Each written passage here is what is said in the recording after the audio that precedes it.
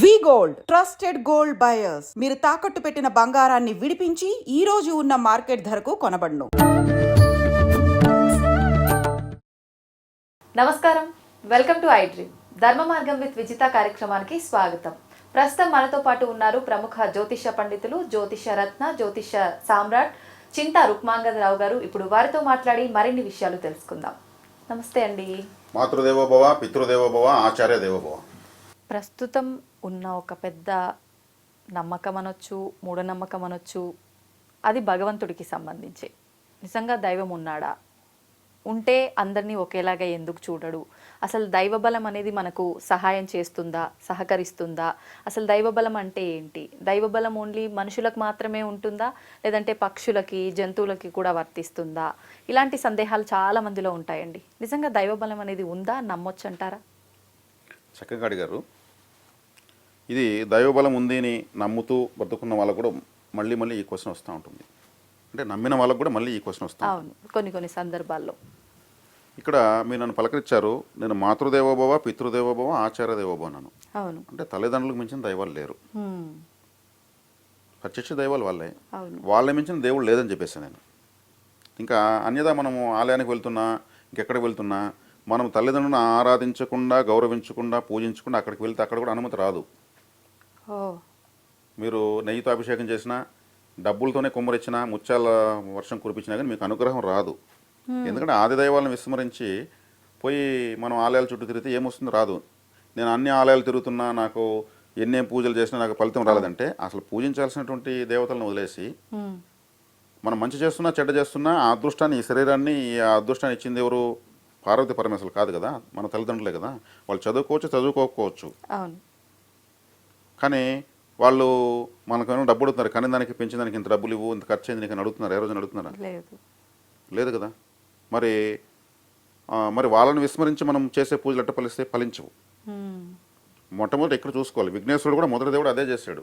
పార్వతీ పరమేశ్వరుడు ప్రదక్షిణ చేసి సమస్తము, ఈ సృష్టి మొత్తం తల్లిదండ్రులను ఉందని జ్ఞాన ఫలాన్ని తీసుకున్నాడు. మరి ఆయన అది అంగీకరించారు మొత్తము. మరి తల్లిదండ్రులు మించిన దైవం లేదు. ఇక్కడ మనము వాళ్ళ దగ్గర ఎంత సేవ చేసుకోగలిగితే ఇంకా వేరే దేవత అవసరం లేదు. అంటే ఇంకా ఆలయాలకు వెళ్ళాల్సిన అవసరం మనం అక్కడ పెయింటింగ్స్ ఎలా ఉన్నాయి, స్తంభాలు ఎలా ఉన్నాయి, గాలిగోపురం ఎలా కట్టుంటారు, ఇక్కడ ఎంత మెయింటెనెన్స్ జరుగుతుంది, 10 మందికి ఉపాధి దొరికింది ఈ ఆలయం వల్ల అని ఆనందించేదాని కోసం వెళ్ళొచ్చు. ఓకే, అంటే ప్రకృతిని అదంతా ఆస్వాదించడం కోసం వెళ్ళొచ్చు. లేదంటే అక్కడే దేవుడు ఉన్నాడు, ఆ దేవుడే ఇస్తేనే మనం తీసుకోవాలనేటువంటి భ్రమలో వెళ్ళాల్సి వస్తుంది. నిజమైన దేవతలు ఎవరు? మన తల్లిదండ్రులే. మనము ఇప్పుడు దేవుణ్ణి చూసినా, గురువుని చూసినా, సమాజాన్ని చూసినా, ఈ కండ్లు, ఈ శరీరం ఇదంతా వచ్చిందంటే ప్రసాదించిన తల్లిదండ్రులే. ఇంత మించిన దైవసేవ ఇంకొకటి లేదు. ఆ తర్వాత మన దేవుడిని అడిగితే మనం అలా ఆవరణలోకి వెళ్తున్నామంటే వాళ్ళు రెడీగా మన ఫైల్ ఎత్తుకుంటారు ముందు. అతను తల్లిదండ్రుల సేవ చాలా బాగా చేస్తున్నాడు, అతనికి ముందు వాళ్ళని 10 ఫైళ్ళు పక్కన పెట్టి ముందు మనకు పర్మిషన్ ఇస్తారు. తల్లిదండ్రులను విస్మరించి, ద్వేషించి, దూషించి అక్కడికి వెళ్తే వాళ్ళు అస్సలు ఎప్పుడెప్పుడు మనం బయట వెళ్ళిపోతామని కాసుకుంటారు. వాళ్ళు కూడా చిరాకేస్తుంది. దేవతలు చాలా డిగ్నిఫైడ్గా ఉంటారు, చాలా ప్రిస్టేజ్గా ఉంటారు. వాళ్ళ ఆలోచన విధానం చాలా ప్రత్యేకంగా ఉంటుంది. మనం చెప్పే సోది అంతా వినాల్సినంత కర్మ వాళ్ళకి లేదు. నేను స్కూల్లో చదువుకునేటప్పుడు పాటల పోటీలు పెట్టేవాళ్ళు ప్రతి సంవత్సరం. ఆ పాటల పోటీలు పెడితే అమ్మాయిలు వస్తారు, వాళ్ళ దగ్గర పాట పాడతారు, అబ్బాయిలు వస్తారు, వాళ్ళ దగ్గర పాట పాడతారు. ఒక అబ్బాయి వచ్చాడు. ఆ అబ్బాయిని విమర్శించాలని కాదు కానీ అతను పాడిన దెబ్బకి టీచర్స్, స్టూడెంట్స్ బెదిరి బెంబెలెత్తిపోయారు. చాలా మంచి గాత్రం అయి ఉండొచ్చు. అంటే ఈ పాట నేను చెప్తాను, నేను ఏమి పాపము చేసితి, నన్ను ఈ గోతిలో పడదోసితివి దేవా అంటాడు. ఇట్లా గాల్లో చూస్తాడు. మళ్ళీ మధ్యలో ఇంకొన్ని ఏదో చెప్తాంటే, అంటే మీనింగ్స్ ఇలా ఉంటాయి. మొన్న బస్ స్టాండ్లో కనిపిస్తే పలకరించిపోతుంది, బ్యాంక్ కార్డు కనిపిస్తే అట్టమల్లుకొని పోతుంది, చిత్తూరులో కనిపిస్తే బైక్లో పోతే టాటా చెప్తే పలకరించిపోతుంది. అదేదో 4 మాటలు మళ్ళీ చెప్తాడు మధ్యలో. మళ్ళీ నేను ఏమి పాపము చేసి నన్ను ఈ గోతిలో పడదోసి దేవా అంటాడు. ఎవరు ఒక ఆయన, మా ఎవరు ఒక ఆయన ఒక్కకు నవ్వులు అలవాటు. ఆయన కళ్ళు మూసుకుని ఒక్కగా నవ్వుకుంటూ ఉంటాడు పాటలు పడితే. ఆయన అట్లే ఆపేశాడు, స్టక్ అయిపోయాడు. ఆయన అట్టా చూశాడు వాడిని. ఆపరా అన్నాడు. ఆడ ఆపాడు. ఏం పాట అన్నాడు? దేవుడు పాడినాడు. ఆలయాలకు వెళ్ళి దేవుడిని అలా ప్రార్థిస్తే ఇస్తాడా? వాళ్ళు మేమేం పాపం చేస్తారా బాబు, దేవుని అలా విసిగించకూడదు. అంటే అసలు కోరికలు అడగడమే పెద్ద సోది సమస్త అంటున్నారా? శుభాలు ప్రసాదించు స్వామి, ఉమ్, సమస్త శుభాలు ప్రసాదించు, అయిపోయింది ఒకే మాట. అలా దేవతలను మనము ఎంత డిగ్నిఫైడ్గా, ఎంత ఆకట్టుకునే విధంగా వాళ్ళ ఆలోచన తెలుసుకొని మనం దేవతల్ని ఆలోచింపజేయాలి. ఎలా తెలుస్తుంది వాళ్ళ ఆలోచన విధానం? అదే నేను చెప్తున్నది. వాళ్ళు చాలా డిగ్నిఫైడ్గా ఉంటారు. లోక పాలకులు వాళ్ళు, ఉమ్, సృష్టి పాలకులు వాళ్ళు. మనకు భగవంతుడు ఉన్నాడని బ్రతికంత కాలము మనం ఆరాధన చేస్తూ వాళ్ళు నమ్ముకుంటూ ఎన్నో మహత్యాలు తీసుకుంటూ మనం దారి తప్పినప్పుడు మళ్ళీ పనిష్మెంట్ తీసుకుంటూ పోతూ ఉంటాం. అవును. కాబట్టి దేవతల దగ్గర మనము చాలా క్రమశిక్షణగా, నియమ నిబంధనలతో, శుచి శుభ్రంతో, ఉమ్, అక్కడ మేకప్లు చేసుకొని పోకూడదు. సాధారణ స్థితిలో పోవాలి. ఉమ్, ఆతృత భావంతో, శరణాగతి భావంతో. గాలిగోపురం కట్టుంటారు, మనిషి అహంకారంతో ఇలా వెళ్తాడు గాలిగోపురం కడిపోయినప్పుడు. ఆ, అలా పోగా గర్భగుడికి వచ్చే కాడికి చిన్న ద్వారం ఉంటుంది. అయ్యవారు కూడా వంగి లోపల పోతూ ఉంటాడు. అక్కడికి వచ్చేకాడికి ఇలా వంకుంటారు. సూక్ష్మంలో మోక్షం ఉంది. ఉమ్, అలా గాలిగోపురంలాగా వచ్చిన వ్యక్తి చివరికి వచ్చేకాడికి శరణాగతి కావాల్సిందే. అట్లా ఆలయ వాస్తులో ఆగమ శాస్త్రం ప్రకారము, ఆగమ వాస్తు ప్రకారము అక్కడ అన్ని నిర్మాణాలు జరుగుంటాయి. కాబట్టి దేవత యొక్క సైకాలజీ అంటే వాళ్ళు, ఇప్పుడు ఒక ముఖ్యమంత్రి ఉంటాడు, అవును, ఆయన యొక్క ఇంటి చుట్టూ ఎన్ని అంచెల భద్రత ఉంటుంది? చాలా. ఆయన ఒక 5 సంవత్సరాల తర్వాత మళ్ళీ ముఖ్యమంత్రి అవుతాడో తెలియదు. అవును. మరి ఆయనకే అంత ఉంటే సృష్టి పాలకులు పరమేశ్వరుడికి ఎటువంటి ప్రాకారాలు ఉండాలి, ఎటువంటి గాలిగోపురం ఉండాలి, ఎటువంటి గర్భగుడి ఉండాలి, ఎటువంటి స్తంభాలు ఉండాలి, వాళ్ళు నిర్మించుకుంటారు ఆ విధంగా. ఉమ్, వాళ్ళ ద్వారపాలకులు ఎలా ఉంటారు? తీవ్రమైనటువంటి ఆయుధాలతో, తీవ్రమైన చూపులతో, బలిష్టమైన శరీరాలతో ఉంటారు. ఉమ్, వాళ్ళ అంగరక్షకులు అంత గొప్పగా ఉంటారు.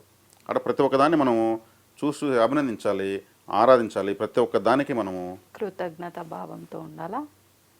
ప్రతి అడుగడుగున దైవాన్ని చూడాలి అక్కడ. ఉమ్, అలా చూసినప్పుడు దైవం మనకల్లా చూస్తుంది. ఆ, నేరుగా పోయి టాటా చెప్పడం కాదు, అలా ఏమీ రాదు. ఉమ్, కాబట్టి ఆలయాల్లో చాలా శక్తి ఉంది. అది నిక్షిప్తం చేశారు మన పెద్దవాళ్ళు. దాన్ని తెలుసుకోకుండా నేను వెళ్తున్నాను నాకేం రాలేదు, ఆడ పోవడం, దండం పెట్టడం, పరిగెత్తుంచే ఉచిత ప్రసాదం తీసుకోవడం, పరిగెత్తం నాకు బస్సు పోతుంది, ట్రైన్ పోతుంది, ఆటో పోతుంది, ఒక గంట సేపు కూర్చోవాలి అక్కడ. ఉమ్, ఇప్పుడు మన ఎమ్మెల్యే దగ్గర, ఎంపీ దగ్గర వెయిటింగ్లో ఉంటాం కదా, అవును. సాయంత్రం వరకు కూర్చుంటాం. ఇప్పుడేం దేవుడు కాదు. అదే దేవతల దగ్గర ఒక గంట మనం మన లైఫ్ని ఎందుకు త్యాగం చేయము? ఉమ్, గంట సేపు మనం కూర్చుంటే మన జీవితం యాక్టివేట్ అవుతుంది. ఆలయాల్లోనే జీవితం మారిపోతుంది. ఓకే. కాబట్టి ఎవరైతే తల్లిదండ్రులను గుర్తించి వాళ్ళకి సేవ చేసి తర్వాత ఆలయానికి వెళ్తారో వాళ్ళు విఐపి కోటాలో ఆడ కోరికలు తీర్చుకోరావచ్చు. ఉమ్, అది ఏ ఆలయం అనేది కావచ్చు. కులదైవం చాలా ఇంపార్టెంట్. కులదైవం ఎలా తెలుస్తుంది? అంటే ఎవరి కులదైవం ఎవరు ఈ అనేది? కులదైవం అనేటువంటి ఈ విషయాన్ని పూర్తిగా వదిలేశారు. అవును, ఇంటి దైవం, కులదైవం. వాళ్ళ ఇంటికి మాత్రమే, వాళ్ళ సర్నేమ్కి మాత్రమే ఆ దేవుడు. ఒక మామిడి చెట్టు కిందనో, ఓ రావి చెట్టు కిందనో, ఓ వేప చెట్టు కిందనో, ఓ మర్రి చెట్టు కిందనో పెట్టి చేలలో పూజిస్తూ ఉంటారు. ఓకే. మిగతా వాళ్ళకంతా ఆలయాలు ఓపెన్గా ఉంటాయి. చుట్టూ చిన్న పెట్టగోడ కట్టి ఉమ్, ఒక బొమ్మరిల్లా కట్టి పూజిస్తూ ఉంటారు అటువంటి దేవతల్ని. వీళ్ళు ఎప్పుడైతే వదిలేస్తారో వీళ్ళకి ఎక్కడగానే అనుమతి రాదు. ఆధార్ కార్డు లాంటిది కులదైవం యొక్క అనుగ్రహం. ఉమ్, ఆధార్ కార్డే లేకుండా వీళ్ళు ఎక్కడెక్కడ ద్వాదశ జ్యోతిర్లింగాలు తిరిగినా కానీ ప్రయోజనం ఉండదు. ఉమ్. బస్సులు ఎక్కలేక దిగలేక కాళ్ళు పట్టుకుంటూ ఉంటారు. మరి తెలియని వాళ్ళ పరిస్థితి? తెలియని వాళ్ళ పరిస్థితి ఈ మధ్యనే కరుంగలి అనేటువంటి ఒక మాల. మాల, ఆ మాలలోనే ఒక కర్ర వచ్చింది. ఆ, కరుంగల్లో ఒక రూల్ కర్రలాగా. ఓకే. కరుంగలి అనేటువంటి కాళికాదేవి కులదైవ శక్తిని విశేషంగా ఆకర్షిస్తుంది. ఉమ్, ఆ కర్రను కులదైవంగా భావించి, కులదైవం ఎవరో తెలియని వాళ్ళు మాత్రమే ఆహా. ఆ కర్రను పూజ రూమ్లో పెట్టి సాంబ్రాణి పొగ చూపించి ఆరాధిస్తూ వస్తే కులదైవ శక్తి అదే మ్యాగ్నెట్ లాగా అట్రాక్ట్ చేస్తుంది. అప్పటి నుంచి పరిస్థితులు మారడం గమనించవచ్చు. ఇది చేసుకోవచ్చు. ఇప్పుడు మీరు పక్షులకి, జంతువులకి లేదా దైవానుగ్రహం అడిగారు. దైవానుగ్రహం. అవును.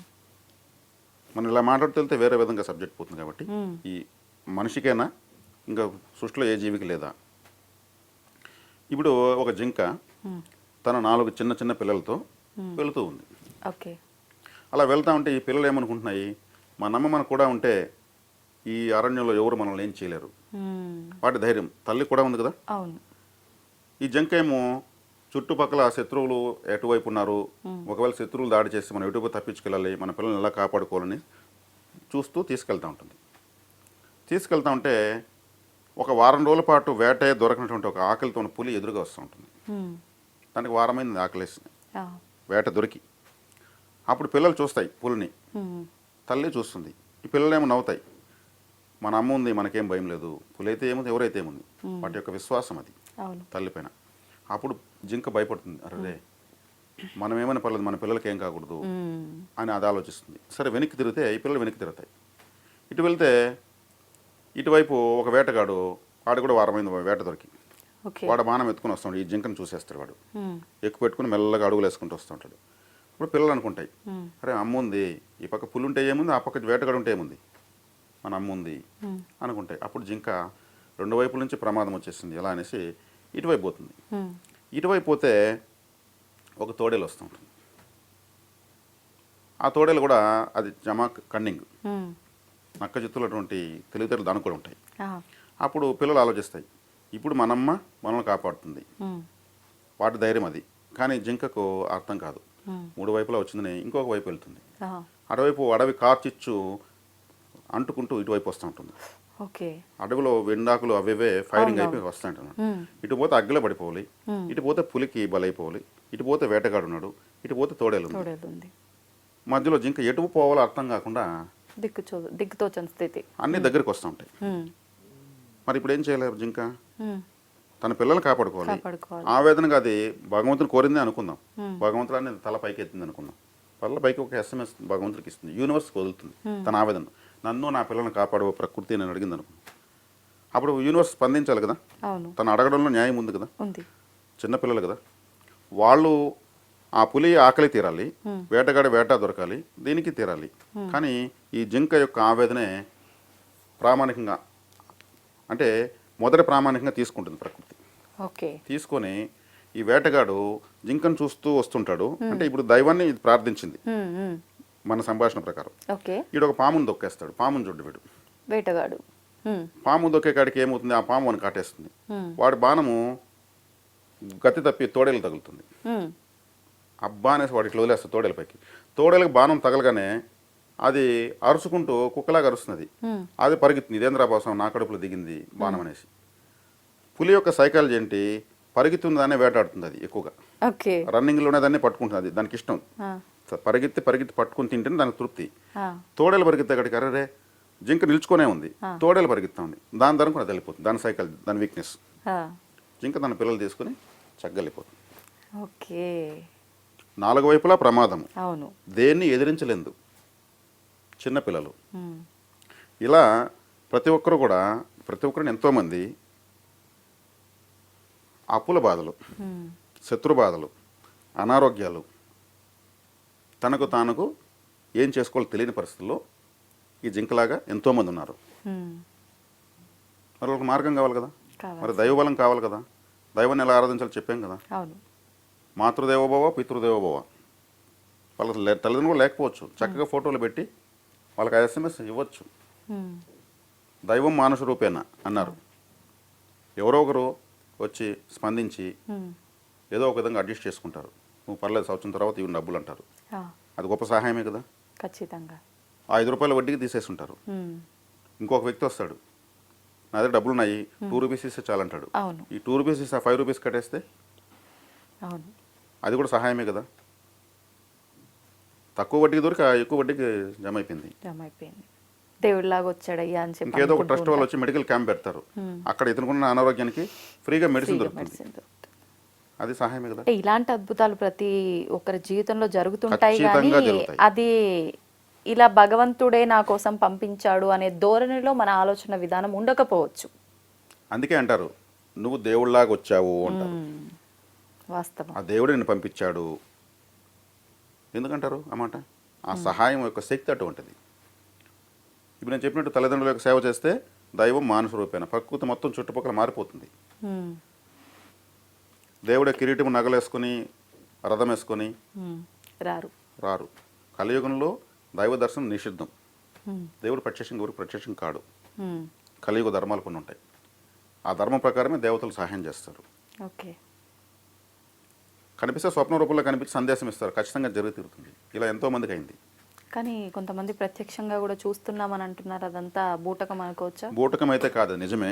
ప్రత్యక్షంగా ఎలా చూస్తారంటే మనకు 7 బాడీ లెవెల్స్ ఉంటాయి.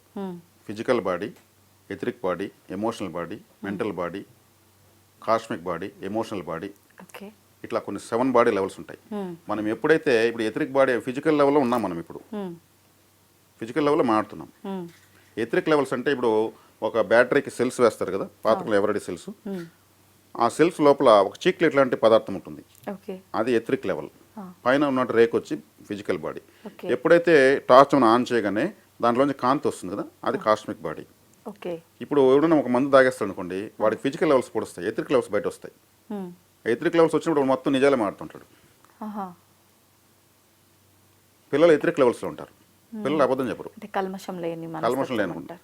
అందుకే తాగిన వాడు మొత్తం నేను అది అప్పుడు అది చేసా ఇప్పుడు ఇది చేసా అంతే చూసుకుందాం ఇప్పుడు ఎవడు వస్తాడు రండి అంటాడు. Etheric levels బయటపడిపోతాయి. ఓకే అది ఆ మత్తు దిగిపోయిన మళ్ళీ ఫిజికల్ లెవెల్స్ వస్తాయి, నేను ఎప్పుడు చెప్పిన అంటాడు.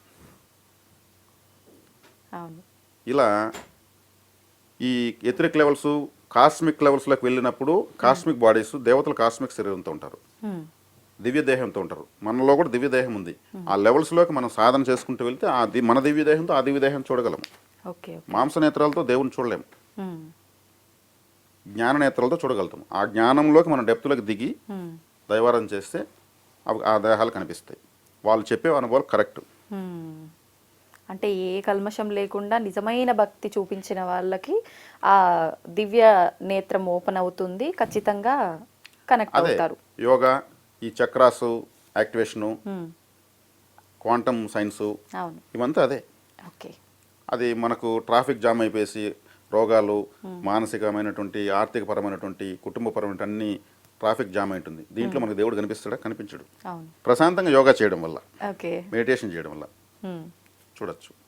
ఇది సాధ్యమవుతుంది. సంతోషం అండి, చాలా మంచి విషయాలు తెలియజేశారు. ధన్యవాదాలు. ధన్యవాదాలు.